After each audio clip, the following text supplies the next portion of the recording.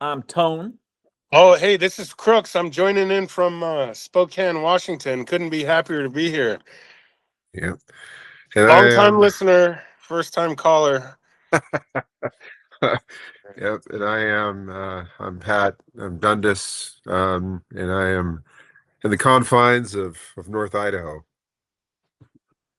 All right, Remaining all name. right. Well, I just drug you two right into this thing, didn't I? I'm like, come on, guys, let's do it. Yeah, we talked about it, but I'm diving head first. Yeah, no, they said no diving in the shallow end, but I never listened. Maybe that's why I'm here. Maybe I didn't listen either. Maybe I sustained a head injury along the way. I don't know. So let's start with the introduction of our own versions of how we met each other. And even though stories will probably be the same, it's nice to hear the other's perspective. So, Yeah. Pat, I'm going to put you on the spot. How about you and Crooksies? This is a story that goes back many years. Yeah, we met when we were kids. We share common family members. I did So not know that. yeah, we share a cousin, and so that's how we met. And we've known each other since we were kids. Grew up in different towns, but neighboring towns, and yeah, we're around each other a decent amount as kids, and then grew up and didn't see each other as much, and then became friends again in our latter teenage years in high school, and then um, eventually became roommates at Eastern Washington University, which that starts the beginning of how all three of us know one another. I was looking for the exact moment you met him, but I'll take that. Thank you, Pat. Oh, I can't really tell you like day, year, time, but I mean we were young, 5, 6. Yeah. What was Yeah. Brian? What was Brian wearing? What did he smell like? What? Yeah. What about me and you, Pat? We were just a couple of small town kids. When did we meet? Do you remember? Oh yeah, all three of us. Yes, all three of us. Yeah, representing. I think it might be even relevant. Maybe say the towns we're representing. I don't know if that how much you want to dive into this. Let's do it.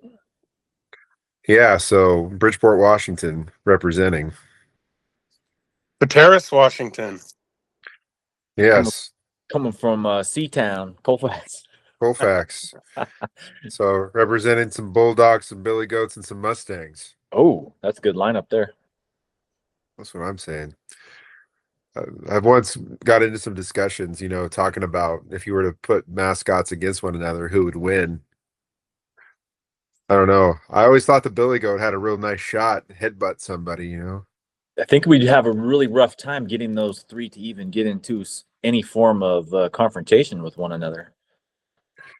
Yeah, I don't know how you set up the confrontation per se, but it's fascinating to me because it makes me think of Coach Leach, the time when he was at a press conference and one of the reporters asked him, out of all the Pac-12 mascots, who would win?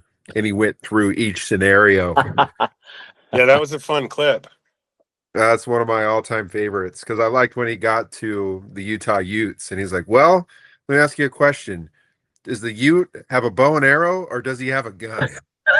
Yeah, did he trade for a rifle? Yeah, did he trade for a rifle? That's right. So from that perspective, you have to think about these different mascots, but I know we're getting off track. So, Tone, you were talking about how we met. I know we met in the dorms.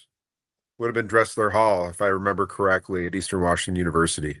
That is false. That is false. I It's think false.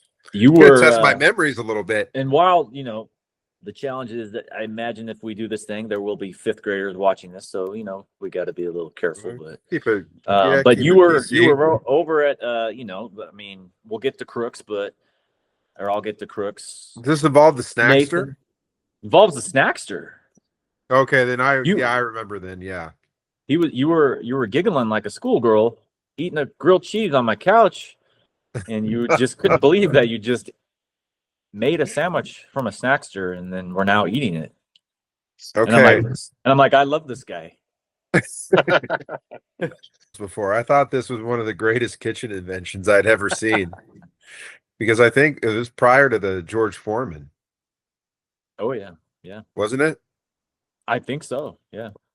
Because I had never used the George Foreman. I think I used a George Foreman later, but that was just a fascinating idea that I could put bread and cheese and butter in a machine and it would crank me out a grilled cheese sandwich.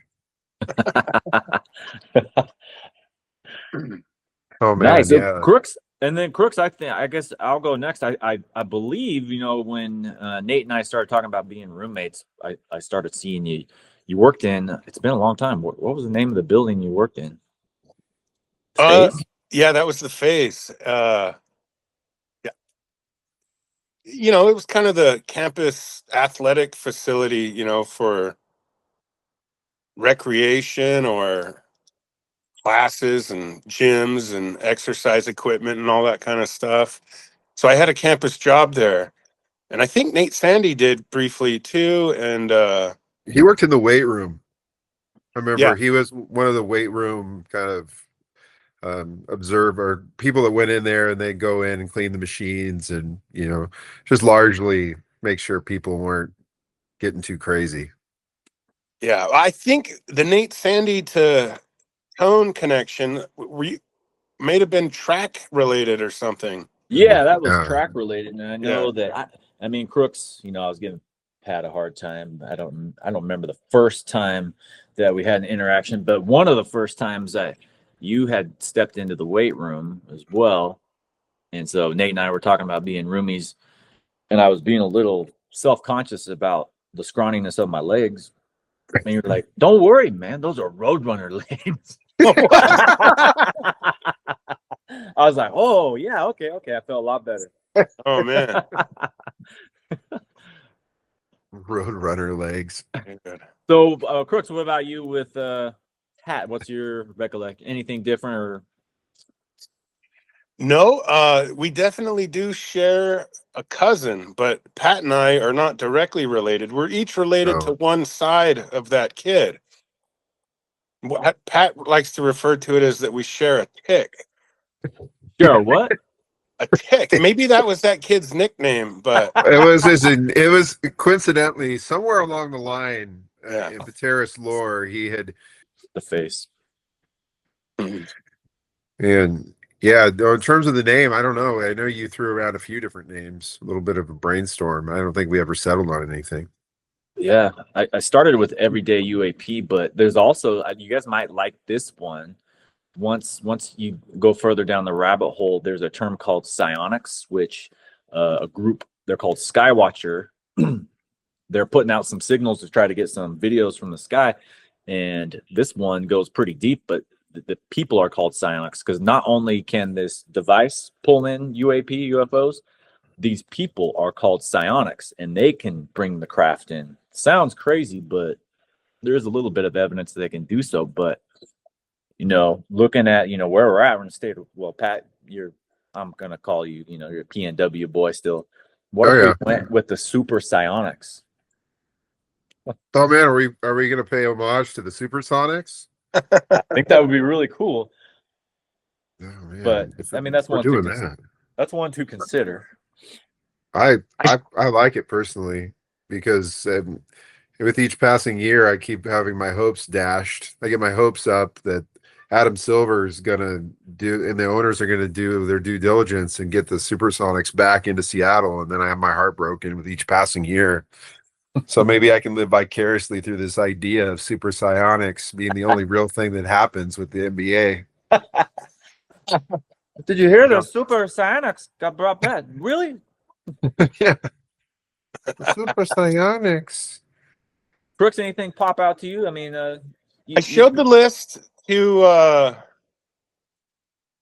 some folks at work that I trust with a subject like this. Okay, good. The ETU was a kind of a popular one that you had in there. But the super psionics, I think, got a few people interested. They wanted to know what that was. They hadn't heard that term before. But that's good feedback. That's good feedback. The silly one that I kind of liked was just probably the corny one. Let's talk UFOs. But that does have a real backyard feel to it. That does. Well, especially when you say it out loud. Yeah, I love it. Let's talk UFOs with Tone, Yeah. Crooks, and Dundas. Yeah. So maybe we'll just have small homework assignments, like, oh, we could focus on Bob Lazar this week, or the Rua Zimbabwe incident, or the See, this is going to be wild because I don't know about any of this stuff. I know about Bob Lazar. If it has a connection to Joe Rogan, I have a fighting chance. But anything outside of that, if we're talking about specific incidences, this is going to be real interesting. Yeah, I think we're just gonna be okay with where we're at, right? I drug you guys into the thing, and it's kind of cool just to hear that perspective. I mean, imagine if this thing is real, it will change our lives significantly. If not, something's going on. These military people are coming together. They're seeing something, but I think as long as our hearts are pure with this, I'm doing this because you guys are my friends and it's cool to talk. I think if we just do that, it'll no matter what, it'll be something that we enjoy. Yeah, I agree. I know Crooks has always had a passing interest in this stuff. Yeah, I would say, yeah, I'm interested in this kind of stuff, programs and stuff on television over the years. Whenever something pops up in the news, might research it there. But you're an Art Bell guy. That's how I learned about Art Bell was through Crooks. Oh, no way. Are you serious? I listen to Coast to Coast every night on the way home from work. For real? Who hosts it now? Is it Jimmy? George Noory he's the main guy still, but he's getting old. He's got some revolving co-hosts, I think, that pop on there. Yeah, I know he's a popular figure.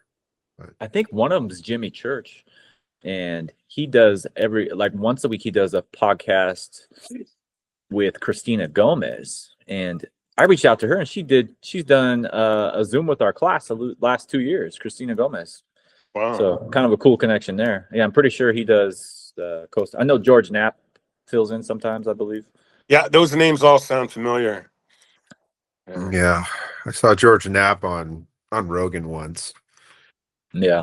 And so that's kind of my familiarity to it. But no, this is going to be interesting. It sounds like we may have the ability to connect with some people that have some juice in that community. I think so. And we're actually the cool part about the Idaho-Washington connection in this podcast, and also, we got a Pullman UAP discussion group going over to Moscow to, get that going. The term flying saucer came from an Idaho pilot, Kenneth Arnold, when he was flying over by Mount Rainier. He saw what appeared to be, I think he described them as plates skipping through the sky. And then a reporter termed it, I think a few days later, flying saucers. So this comes straight out of Idaho and Washington. Yeah, I'd like to also know more about what is it about Mount Rainier, Mount St. Helens? Like, what is it about those mountains that seem to attract this kind of phenomena? It's a really good question. What I think folks are thinking out there right now is that some sort of surveillance is going on, especially with nuclear and any of those, mountain chains that have the potential of erupting. I think whatever is this non-human intelligence is, they're keeping an eye on it for us. No, that would make sense to me. That's just one of the theories out there. There seems to be a lot of sightings centered around those geographical locations of Western Washington. Yeah, that would be an interesting one to dive into. But what are you fellas thinking for the first one? Do you want something more recent or more like one that maybe will bring you in on a soft landing? So I think I have both for you, whatever you fellers are feeling. Oh man, what are your thoughts? How about Crooks? What about you? Start with Crooks. I'd like to know what his take on this is. I think we should try with maybe one that we may know a little easier. Probably that soft landing one might be my suggestion. Yeah, this is going to be an interesting one because I feel like I come in as the one that has the least amount of knowledge, and you guys are I feel like more informed. Yeah, I mean, I'm kind of the novice. I'm the novice kind of guy, so this will be interesting. Different perspectives. Yeah. I think that's the beauty of it. We're going to bring our own funk into it and make it happen. Yeah. Okay. Here's your first homework assignment. Do you both have Netflix? I guess that's the first question. Yeah. Yes. All right. First homework assignment. Encounters. I'll write it down too, so I can remember. Encounters. On Netflix. Okay. Episode 2, I believe. Aerial School, Rua, Zimbabwe. Okay. I know, Pat, you don't have any background on that one, but it's a easy watch, and it's pretty. It's just beyond fascinating. Harvard scientist John Mack made a trip over there and documented it, so it's really, really mind blowing. Okay. This is gonna be interesting. Yeah, but no rush on this, fellas. We're all busy people, and whenever we get to it, we get to it. But I was going to say, I like where we've got an assignment, some clear direction here to kind of at least get moving in the right direction here, or at least in sync. I agree. Yeah. I just knew it in my bones that we had the chemistry. We got the chemistry. So that's damn. Yeah, no, this is gonna be fun. I'm curious to see where it's gonna go, and the idea of adding guests, I think, is also gonna be interesting. This could go a bunch of different ways. Yeah, I mean, we have the potential of documenting a road trip if we could make it to Harrington and see what Peter Davenport's up to. I know that he's in not the best shape, but you never know if we get a hold of him. Maybe he'd appreciate some company. So, Well, I know Crooks has always wanted to go there. He's got in his backyard there in Harrington, he's got a nice little 9-hole golf course. And I got to say, during those dark days of COVID, when everything was closed down, that Harrington golf course was kind of unofficially open. And I snuck out there. I think I played 5 times one week out there. But yeah, Harrington's a great place. So maybe we could meet him there sometime.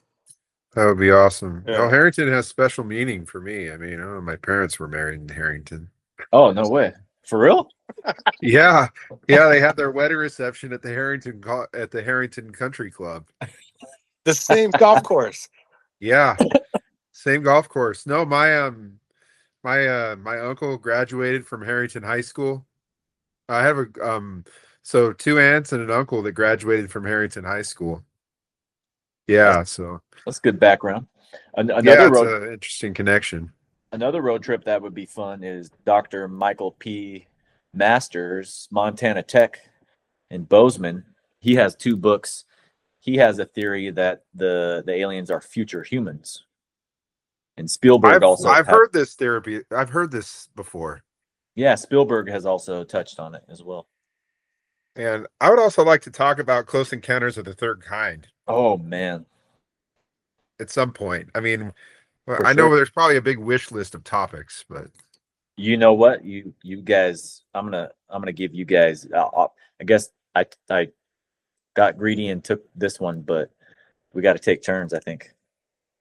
Well, at some point, I think on a popular culture level, I think it's interesting. I don't know what enthusiasts think of that movie, but it gets mentioned all the time. Oh, okay. Yeah. That Devil's Tower's the screensaver on my phone right now. Oh, you've been there, Crooks, haven't you? I did. You've stop there. That thing was impressive. It was a road trip with about 3 vehicles, maybe 8 people. We were headed to Deadwood, South Dakota, and I insisted that it was necessary that we go check out the Devil's Tower on the way. It was just a little detour off the freeway there, but man, was it worth it. I thought it was it was just the most impressive spectacle of just nature that I think I've ever seen. Mm-hmm. Was it the size or the anomaly of like this thing doesn't belong? Yeah, the size. I mean, nothing around it looked even remotely similar to it. It was a one of a kind. Like, how on earth does this thing get there? You were just in awe of it, standing there, and it was humongous. Maybe we go back there. Luis Elizondo, he's the main kind of guy in Age of Disclosure when you guys come down. He lives right near Devil's Tower. I mean, that's big time name there. But Dude, okay. we can dream. We can dream about it. Yeah. There's all these sub communities within. It feels like there's communities within communities. Is that accurate? Yeah, it branches out quite a bit. You'll see it, and it gets into remote viewing and telepathy as well. So it's pretty bizarre. It's a rabbit hole with many like different turns and twists. I'm a rabbit hole person, so this is probably one of those subjects though. Yeah, one rabbit hole after the other. You can probably get lost in the rabbit hole, I'm sure. Yeah. But I think we can also we're just kind of us three are sports fans too, and we can sneak in some of that stuff. Did you guys get a chance to watch? I don't know if I sent it to you. Did you get a chance to watch Colin Cowherd's interview with Dan Farah? I did not. I saw excerpts of it from a different source. I didn't watch the exact link that you sent me, but I did see that he was indeed speaking about UFOs on his show. Yeah, it was a great interview, and he's a Genie product too. That's pretty cool. Yeah, he played baseball at Eastern when Did it was he? still when it was still a sport. I believe he was on the same baseball team as Todd McFarlane, the Tom founder McFarlane? of the creator of Spawn, the comic book. Really? Yeah, Todd McFarlane, he made a ton of money on McFarlane collectibles. Basically, imagine like, are you familiar with starting lineups? The little, I think Crooks knows what I'm talking about. The little figurines, sports Figurine thing? figurines. Yeah, he was involved with creating those. Well, McFarlane did his own version of that, but he got into doing like superheroes, comic book characters, and then he started getting into pop culture, and he did like Kiss figurines and any kind of popular culture figurine you can imagine. Dude made a ton of money off that. He became a multimillionaire just off McFarlane collectibles alone, not even counting Spawn. So yeah, this dude's made a lot of money and has a lot of power and influence in the world of comics. But he played on that. He went to Eastern and he was on that same team. I want to say the coach's name is Coach Wassam. Yeah, that sounds Dale Wassam, I think was his name. I don't know how he's passed away, but when I went to Eastern I did a visit, they let juniors and seniors come and visit, and I ended up in a classroom with Coach Wassam, and he was talking about Eastern, and that's how when I first time I met him. But anybody I ever knew that had a class from him, loved the guy. I guess he was a great coach too. So, that's pretty cool, Pat. yeah, he's in the Inland Empire Sports Hall of Fame. I know that. Yeah. I know Crooks is a fan of that museum, the Milwaukee Museum inside the Spokane Arena. Oh yeah. Yeah, you'll find his picture in one of those. Yeah. Well, thank you, fellas. I know the Seahawks are calling all of us right now, so They are. We want to watch Old Man Rivers and see what's going on. Want to watch Old Man Rivers sling the ball. Yeah, Old Man Rivers slinging the pigskin. Yeah. Well, all right. Well, hey Pat, how about you take the exit broadcast on this one, and we'll call it good. Okay. So I guess we're still trying to figure out the name, right? We're gonna have that wrap. By the time we get to the next one, we'll have it all finite. Think so. The way Crooks, can you say it again? It was really good. Let's talk UFOs. Yeah. I liked that one because it was kind of, but I feel like it's more accessible to a general audience. Let's talk UFOs.